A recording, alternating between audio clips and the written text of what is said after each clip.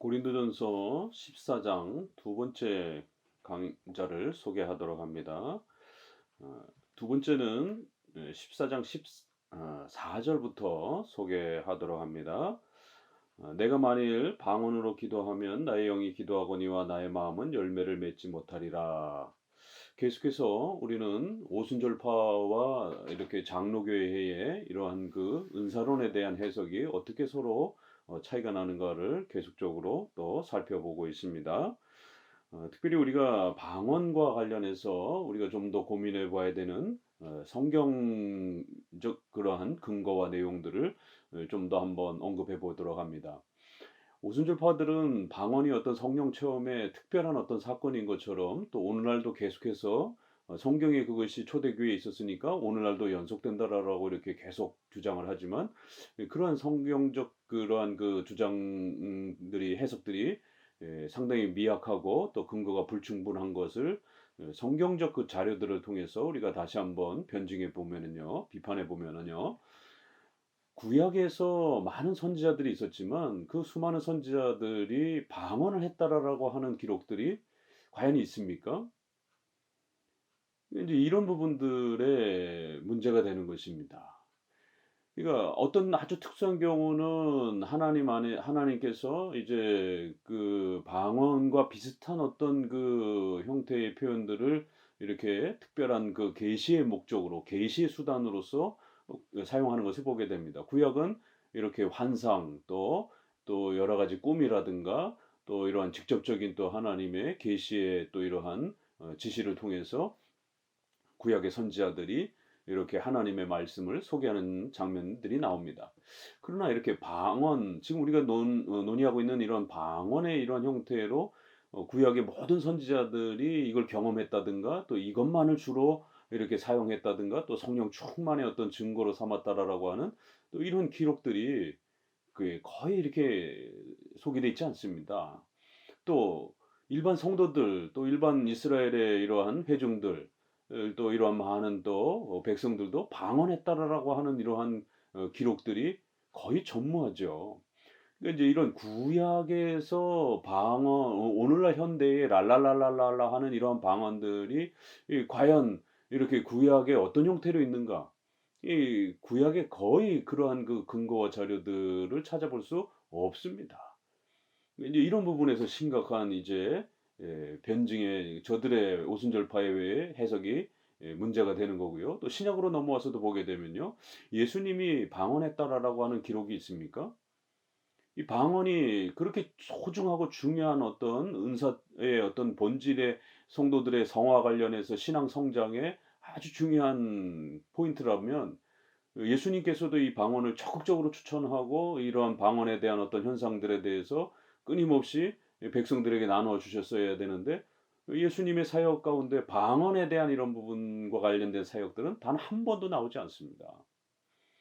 그러니까 이런 부분을 우리가 성경적 형태를 통해서도 얼마든지 변증해낼 수 있는 것입니다.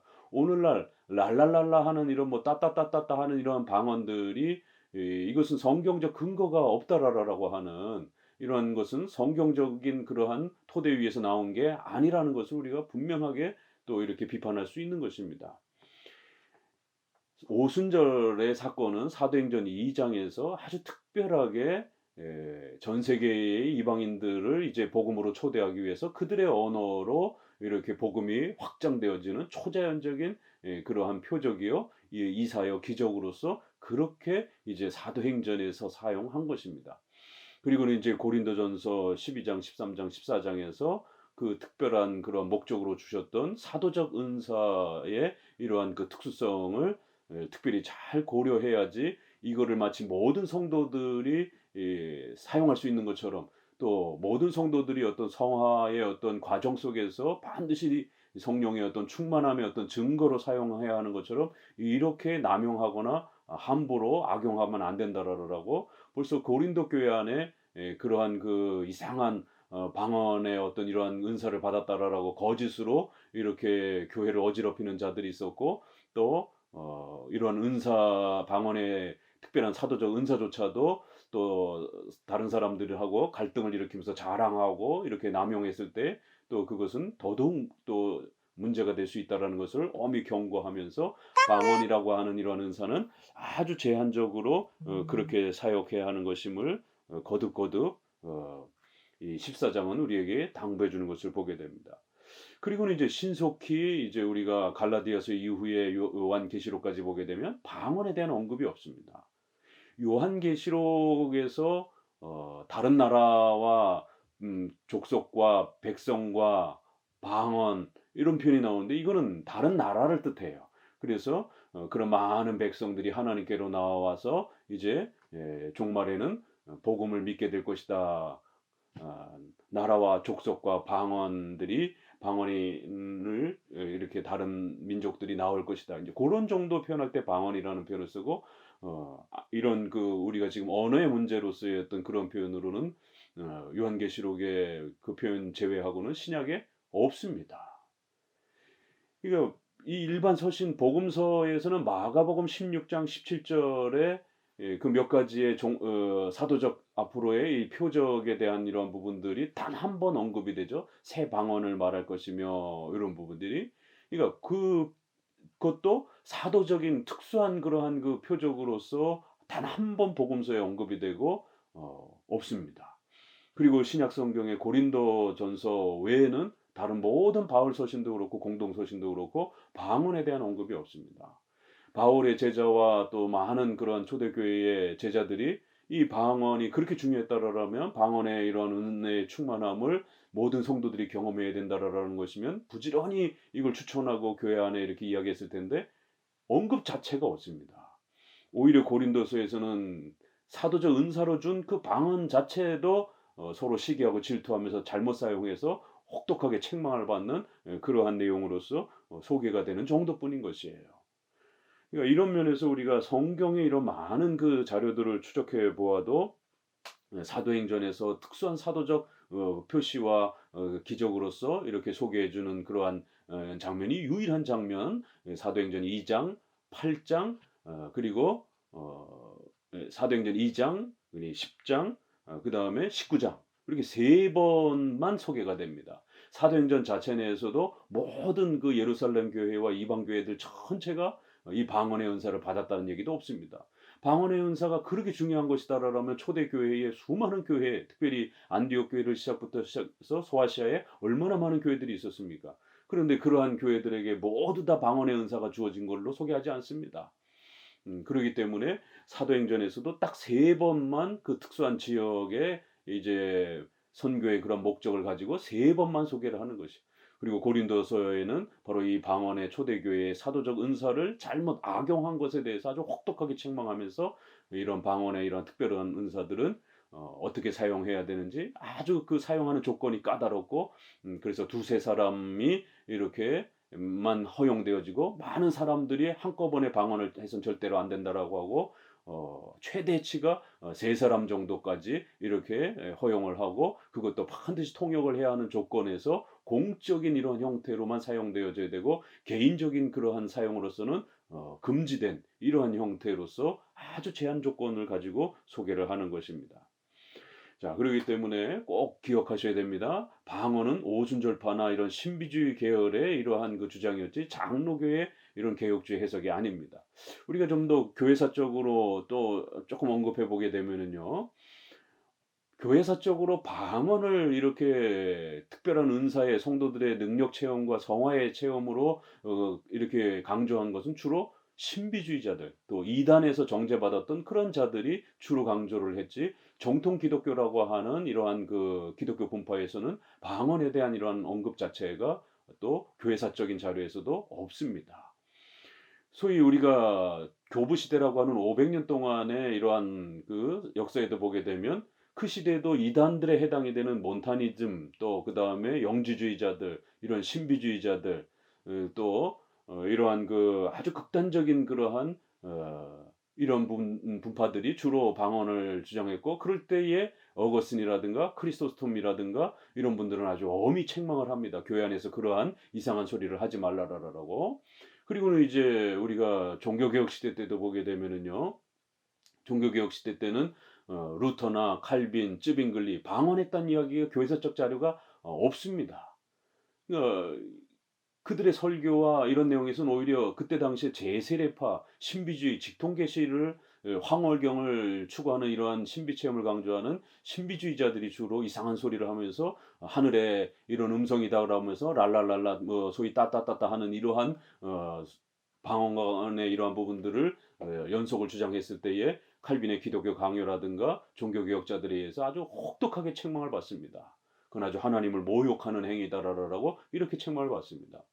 자, 그리고 이제 우리가 1600년도, 1700년도로 넘어오게 되면 웨스트민스터 총회, 도르트 총회, 바로 이러한 시절에도 웨스트민스터에서도 이렇게 기도를 어떻게 해야 되느냐라고 했을 때 알아들을 수 있는 언어로 소리로 해야 된다라고 벌써 알아들을 수 없는 그런 소리들을 행하는 자들이 있었기 때문에 아주 엄중하게 책망을 합니다. 그리고 청교도의 그 유명한 존 오웬과 같은 경우도 영국의 케이커 교도들이 이 직통 여자 선지자를 세워서 직통 계시를 받고 또 이상한 랄랄라 같은 그런 이상한 언어들을 하면서 기도한다라고 했을 때에 그러한 방언의 이런 언급들을 했을 때 존 오웬이 그들을 케이커 교도들을 아주 험히 책망하고 나중엔 이단으로 그렇게 또 책망을 하는 것을 보게 됩니다. 그 이후에 1800년 들어와서는 주의자라고 하는 이러한 그 신비주의자들 아주 극단적 직통 계시를 주장하는 환상을 주장하는 이러한 또 신사도 사도가 오늘날 선지자가 존재할 수 있다라고 하는 소위 신사도 운동을 펼쳤던 어빙주의자들에 의해서 방언이 이제 본격적으로 교회 안에 또 이렇게 소개되어집니다. 그러니까 정통 기독교라고 하는 이 흐름 안에서는 이 방언에 대해서 늘 부정적이었고 비판적이었고 방언은 초대교회 사도들의 은사였고 사도들이 죽으면서 중단되었다라고 끊임없이 그렇게 해석해 온 것입니다. 어빙주의자들이 1800년에 그리고 또 1900년에는 이제 오순절파가 이 방언을 특별한 그러한 은사 체험인 것처럼 성령의 능력 체험인 것처럼 그렇게 주장했고 결국 그것이 또 마틴 로이드 존스의 성령 세례라고 하는 형태로 이런 장로교와 개혁주의 안으로 들어오는 또 그러한 디딤돌이 되었던 것입니다. 그러니까 이런 분들만 이러한 그 방언과 성령 세례의 이러한 부분들을 주장하면서 은사 체험을 강조를 했지 정통 기독교 안에서는 이런 부분들을 철저히 금지해 왔던 것입니다. 자, 바로 오늘 인제 이런 교회사적인 자료를 통해서도 우리가 방언에 대해서 2000년 교회사를 살펴보게 되면 주로 신비주의 계열과 또 이단 쪽에서 이렇게 방언의 연속성을 주장했지 초대교회 때도 종교개혁 시대 때도 오늘날 현대의 이러한 장로교라든가 또 일반 복음주의 교회권 내에서도 그렇게 방언을 언급하지 않습니다. 자, 그러면 이제 우리가 14절을 보게 되면 이 14절은 바로 어 그 제네바 교리 문답과 또 웨스트민스터 신앙 고백이 사용한 아주 중요한 구절입니다. 특별히 14절은 이제 웨스트민스터 신앙 고백이 바로 그 기도와 관련해서 기도는 알아들을 수 있는 그러한 그 내용으로서 기도해야 된다라고 하는 바로 웨스트민스터 21장 사망의 기도와 관련된 그러한 그 교리를 소개할 때에 이 구절을 사용을 합니다. 내가 만일 방언으로 기도하면 나의 영은 기도하거니와 이 부분을 끌어다가 기도는 반드시 알아들을 수 없는 소리를 해서는 안 되고 오직 알아들을 수 있는 소리로서만 그렇게 기도해야 된다라고 하는 중요한 근거 구절을 이 구절에서 삼습니다. 그리고 15절에 그러면 어떻게 할까? 내가 영으로 기도하고 또 마음으로 기도하며 내가 영으로 찬송하고 또 마음으로 찬송하리라. 이 구절을 15절은 칼빈이 제네바 교리 문답 247문에서 앞서서 읽어드린 것처럼 알아들을 수 없는 이제 이러한 다시 한번 읽어드리면은요. 그렇다면 방언으로 기도하는 것에 대해서는 어떻게 생각하십니까? 이것은 하나님을 조롱하는 것이며 일종의 사악한 위선입니다라고 제네바 교리 문답 247문에서 방언의 이런 행위들을 아주 엄중히 책망할 때 사용했던 근거 구절이 바로 15절입니다. 많은 신비주의자들과 은사주의자들은 이 구절을 가지고 마치 방언이 연속되는 것처럼 이렇게 해석하지만 오히려 웨스트민스터 총회와 제네바 교리 문답은 이 구절을 가지고 방언이 중단되었다라고 방언을 교회 안에서 보편적으로 사용하면 안 된다라고 하는 아주 중요한 구절로 그렇게 삼기도 했던 아주 중요한 구절입니다. 신비주의자들과 은사주의자들은 이 구절에서 영으로 기도하는 게 있고 그다음에 이렇게 마음으로 기도하는 소리를 정확히 내서 하는 기도가 이렇게 두 개가 있다. 그래서 때로는 영으로도 이렇게 기도해야 되고 소리 내서 일상 언어로도 이렇게 기도해야 되는 것처럼 그렇게 소개를 합니다. 그러나 오히려 거꾸로 이 본문은 영으로 기도하거니와라는 부분은 칼빈이나 리차드 게핀이라든가 이렇게 또 3대 칼빈주의자인 워필드라든가 이런 분들은 이건 성령으로 이렇게 주로 해석합니다. 로마서 8장에 성령이 탄식하심으로 이렇게 우리를 위해서 기도해 주신다라고 하는 것처럼 여기에서는 성령님께서 우리의 기도를 도와주시는, 그래서 성령의 이러한 그 은혜를 통해서 방언의 이러한 사도적 은사가 이렇게 주어진 것을 소개하면서 이러한 성령의 역사로 이렇게 놀라운 기도의 표적들이 초대교회 당시에는 있었던 것이. 그러나 그러한 방언의 기도는 우리가 마음을 가지고 이렇게 예, 마음이라고 하는 것은 바르게 우리가 전인격적으로 이성을 가지고 알아들을 수 있는 이런 그 인식을 가지고 기도하는 이러한 부분으로서 이렇게 열매를 맺지 못하기 때문에 분명히 이런 그 구별이 있다라는 것입니다. 이거는 성도들이 영적 기도를 하는 어떤 그러한 내용으로서 우리 장로교는 해석하지 아니하고 영으로 기도하니와 성령께서 우리의 기도를 이렇게 도와주시는 그러한 특별한 방언의 이러한 은사의 이러한 그 현상들이 있었고, 그렇지만 그거는 우리가 생각하고 이해할 수 있는 어떤 그런 그 언어가 아니었기 때문에, 외국어로 이렇게 다른 언어였기 때문에 우리가 마음으로 바르게 우리의 일상 언어로 또 이렇게 기도하는 부분에 있어서는 열매를 맺지 못하는 그러한 그 차이가 있다라는 거예요. 그러면 그렇기 때문에 그럼 어떻게 해야 되느냐? 그랬기 때문에 반드시 우리는 마음으로 기도해야 된다라고 하는, 알아들을 수 있고 또 그 소리를 정확하게 인지할 수 있는, 기도의 내용을 분별하고 깨닫고 알 수 있는 그러한 내용으로서 기도해야 된다라는 것이에요.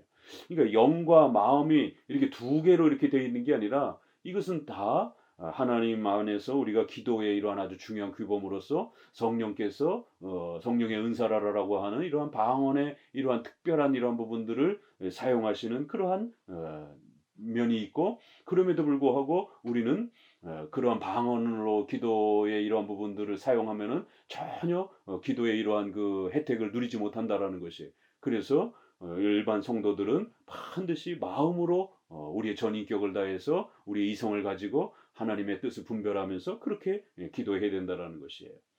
그러니까 이거는 보편적으로 성도들 전체가 영적으로 기도하고 이런 뜻으로 이렇게 적극적으로 사용한 게 아니었습니다. 성령께서 당대에 아주 특별한 그러한 방언이라고 하는 이러한 복음을 전하기 위해서 사용한 그러한 방식으로 이렇게 성령의 은사를 가지고 이렇게 또 우리에게 기도의 이러한 부분들을 허락하시는 그러한 역사가 있다라고 이렇게 이야기한 거고, 그렇기 때문에 이제 이러한 은사를 받지 못한 일반 성도들은 반드시 그러면 어떻게 해야 되느냐, 알아들을 수 있는 마음으로, 이거 이제 킹 제임스에서는 언더스탠딩이라고 이렇게 번역을 해놨습니다. 정확하게 깨닫고 우리가 알 수 있는 그러한 언어와 소리와 마음으로 그렇게 기도하는 것이 대안이고 답이라는 것입니다.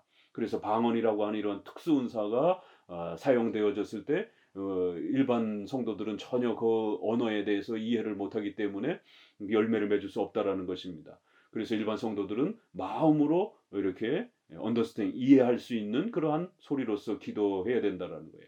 그래서 이제 그 뒷부분을 보게 되면, 그렇기 때문에 만약에 모든 성도들이 방언으로 만약에 기도를 이런 특수한 은사의 언어로 기도를 한다라면 못 알아듣는다라는 겁니다. 네가 무슨 말을 하는지 알지 못하고 어떻게 아멘 할 수 있겠느냐. 함께 그 기도에 동참하면서 아멘을 할 수 있겠느냐라는 거예요. 무슨 말 하는지 하나도 못 알아듣게 된다라는 것이에요. 바로 이런 현상이 벌어지기 때문에 지금 이 문맥은 비록 성령께서 아주 놀라운 성령의 은사로 방언이라고 하는 특수 은사를 교회 안에 허락해 주셨지만 그것은 보편적인 성도들의 일반 그 기도의 규범으로 주신 게 아니다라는 거예요. 그럼 우리가 어떻게 해야 되느냐, 기도할 때 일반 성도들은 마음을 다해서 언더스탠딩이라고 하는 우리의 마음이 생각하고 깨닫고 이해하는 언어로서 그렇게 기도하고 성도들은 또 함께 그 기도를 듣고 알아듣고 아멘하고 이렇게 하면 되는 것이다라는 거예요. 자, 18절에 내가 너희 모든 사람보다 방언을 더 말함으로 하나님께 감사하노라. 그러면서 바울이 이제 앞부분에서의 많은 방언을 자랑하는 이러한 사람들과 관련해서 너희가 그렇게 방언을 마치 대단한 어떤 은사처럼 방언을 가지고 있는 사람이 어떤 아주 더 특별한 사람인 것처럼 자꾸 이러한 그 싸움을 일으키고 이렇게 분쟁을 일으키는데 음, 오히려 나도 바울도 이러한 방언을 너희보다 훨씬 더 내가 특별한 은사로서 받았다라고 이렇게 말을 합니다. 그러면서 19절에는 그렇지만 나는 방언을 잘 사용하지 않는다라고 이렇게 제안하는 아주 문맥의 이러한 그 방언이 적극 추천되어지는 게 아니라 오히려 방언을 조심해서 사용이 되어야 되고 그 엄격한 조건 아래에서 사용되지 않는다라면 차라리 안 사용하는 게 낫다라고 이렇게 제안하는 거예요. 그러나 교회에서 내가 남을 가르치기 위하여 깨달은 마음으로 5마디 말을 하는 것이 1만 마디 방언으로 말하는 것보다 나으니라. 이러면서 결국 본인 바울도 방언의 이러한 특별한 은사를 하나님으로부터 받았지만 바울 사역에 있어서도 그거는 늘 자주 이렇게 행하는 그런 것이 아니다라는 거예요. 하나님 앞에서 바울은 특별한 사도로서 초대를 받으면서 그러한 은사를 필요로 했기 때문에 받긴 했지만 아주 엄격한 그러한 공적인 그런 질서 속에서 조건이 되었을 때만 이렇게 제한적으로 사용하지 일반적으로는 오히려 깨달은 마음, 깨달은 그런 소리, 일상적인 언어와 소리로서 설교로서 성도들을 가르치고 깨우치는 이러한 5마디가 훨씬 더 본질이요 중요한 것이다라는 거예요. 알아들을 수 없는 1만 마디의 이러한 방언을 아무리 이렇게 떠들어도 전혀 성도들은 거기에 유익을 얻지 못한다라는 것입니다. 이런 문맥의 흐름이 과연 방언을 모든 성도들이 해야 된다. 또 반드시 성도들이 이런 은혜 체험을 해야 된다. 이러한 그 추천의 문맥의 흐름인지 아니면 초대교회에 주어진 방언의 은사조차도 함부로 그렇게 막 남용하거나 악용해서는 안 되고 아주 조심해서 사용해야 되고 특별히 방언의 은사보다는 예언이라고 하는 설교의 은사 또 하나님의 말씀을 정확하게 깨닫고 소리로 일상적인 보편적인 언어로 소리로 기도하고 또 그걸로 교육하고 설교하는 게 훨씬 더 중요하다라고 오히려 방언의 이러한 그 은사를 특별한 은사처럼 취급하지 말아라라고 아주 엄히 책망하는 것을 보게 됩니다. 자, 그러면서 한 번 더 책망하는 것은요. 20절에 형제들아 지혜는 어린아이가 되지 말고 악에는 어린아이가 되라. 지혜는 장성한 사람이 되라. 어린아이 얘기 또 나와요. 그래서 방언에 집착하고 이러한 그 특수한 목적과 특수한 대상에게 준 이러한 그 하나님의 특별한 그 시기에 주신 이러한 방언이라고 하는 특별 은사에 너무 그거를 이렇게 에, 자랑하고 또 그거 갖고 싸우고 그걸 안 가진 사람들은 마치 이 2등 신자인 것처럼 이렇게 급을 나누고 이러한 수준들은 이거 오늘날에도 이런 싸움들이 벌어지지 않습니까? 오늘날에도 방언기도 뭐 최근엔 또 무슨 이렇게 관상기도 뭐 이래 가지고는 이러한 아주 특수한 어떤 성령 체험을 한 사람은 아주 훨씬 더 우등 신자이고 그런 경험을 못한 신자들은 성령 충만을 받지 못한 이러한 낮은 신자인 것처럼 이렇게 등급을 나누면서 결국 더 우월의식을 느끼는 이러한 교만함과 자랑과 다툼들이 오늘날도 이런 은사주의 때문에 교회 안에 얼마나 많은 다툼과 싸움들이 있는지 모릅니다. 이런 행위들은 결국 어린아이와 같은 그러한 수준에 떨어지는 아주 그러한 모자란 그런 모습들이라는 것이에요. 그래서 어린아이 수준에 머무르지 말라라고 다시 한번 책망합니다. 오히려 장성한 사람은 이렇게 훨씬 더 올바른 그러한 이러한 단순한 그러한 방언의 이러한 은사에 머물지 아니하고 하나님의 말씀을 바르게 깨닫고 가르칠 수 있는 이러한 것에 더 나아간다라는 것이에요. 그리고는 이제 세 번째로 구약을 끌어다가 이러한 그 방언의 이러한 그 은사를 마치 더 특별한 은사인 것처럼 이렇게 오히려 극단적으로 자랑하고 이런 부분들을 한 번 더 책망합니다. 이제 세 번째 책망이죠. 율법에 기록된 바 주께서 이르시되 내가 다른 방언을 말하는 자와 다른 입술로 이 백성에게 말할지라도 그들이 여전히 듣지 아니하리라 하였으니 이게 이제 구약의 이사야 28장에 있는 말씀인데 이것은 구약의 이스라엘 백성들을 책망하는 아주 굉장히 무서운 그러한 경고의 말씀입니다. 그래서 그 구절을 끌어다가 방언을 이렇게 자꾸 자랑하고 이러한 그 행위들에 대해서 아주 이것은 잘못된 것이다라고 아주 엄히 책망하는 그런 근거로 사용합니다. 이 구약에서는 이스라엘 백성들이 불순종하고 선지자의 말을 듣지 않고 그러면서 선지자의 설교를 여기서도 조금 저기서도 조금 그러면서 어린아이들 제잘거리는 것처럼 그렇게 쓸데없는 말이나 떠드는 자처럼 이렇게 선지자를 조롱하고 비판을 하면서 하나님의 말씀을 듣지 않았을 때 결국 하나님께서 선지자를 통하여 그래 그러면 너희가 방언이 다른 이방 민족에게 나아가서 아주 엄청난 고통과 포로의 생활을 겪으면서 하나님의 말씀에 순종하지 않은 그러한 고통에 빠져들 것이다라는 것이에요. 그런 다른 방언을 말하는 자와 다른 입술로 이 백성에 말할지라도 그들이 여전히 듣지 않을 것이다라고 하는 이러한 그 경고를 통해서 이러한 그 다른 방언이라고 하는 다른 민족의 언어의 이 고통 속에서 그들이 엄청난 고통을 비판, 책망을 받게 될 것이다라고 하나님의 말씀에 집중하지 않고 하나님의 말씀에 순종하지 않는 이러한 엄청난 그들의 죄악에 대해서 하나님이 책망하신다라고 할 때에 그들을 이렇게 언어가 다른 다른 방언을 행하는 그러한 자들 밑에 가두어둘 것이다라고 하는. 그래서 여기서 이사야의 말은 방언은 오히려 불신자들을 책망하고 그 죄악을 책망하는 아주 중요한 하나님의 심판의 수단으로서 이렇게 쓰여질 것이다라고 이렇게 말합니다. 그래야 22절에 그러므로 방언은 믿는 자들을 위하지 아니하고 믿지 아니하는 자들을 위한 표적이다. 이렇게 성경이 너무 명백하잖아요. 12장에서도 모두가 은사를 가진 자냐, 모두가 다 방언을 말하고 모두가 다 통역을 해야 되겠느냐? 그렇지 않다라는 거예요. 성도들 모두에게 주는 은사가 아니라는 겁니다. 사도의 이 시절에도 아주 제한된 사람들에게만 아주 특수한 경우에 이렇게 준 것이고 또 13장 우리가 앞에서 보았던 8절에도 예언도 폐하고 방언도 그치고 지식도 폐하리라 이렇게 아주 방언이 폐지된다라고 하는 중요한 이러한 그 선언들 또 22절에 믿지 않은 자들을 위한 심판의 표적으로서 하나님이 초대교회 때 사용할 것이다라고 하는 오히려 믿는 자들의 어떤 성령 충만의 어떤 그러한 도구가 아니라 이것은 믿지 않는 자들의 복음을 받아들이지 않는 자들에 대해서 엄중한 책망이 될 것이고 받아들인 자들에게는 자신들의 언어로서 사도행전 2장에 있는 것처럼 복음을 알아듣는 또 그러한 수단으로 사용되는 것이에요. 그래서 이렇게 믿지 않는 자들을 위한 하나님의 살아계심을 증거하는 그러한 표적, 사도적 표적으로서 그렇게 사용하는 것이지 일반적인 그러한 성도들의 보편적인 신앙수단이 아니라는 겁니다. 중요한 계시적 표적의 이러한 목적을 가지고 사용된 것이다라는 거예요.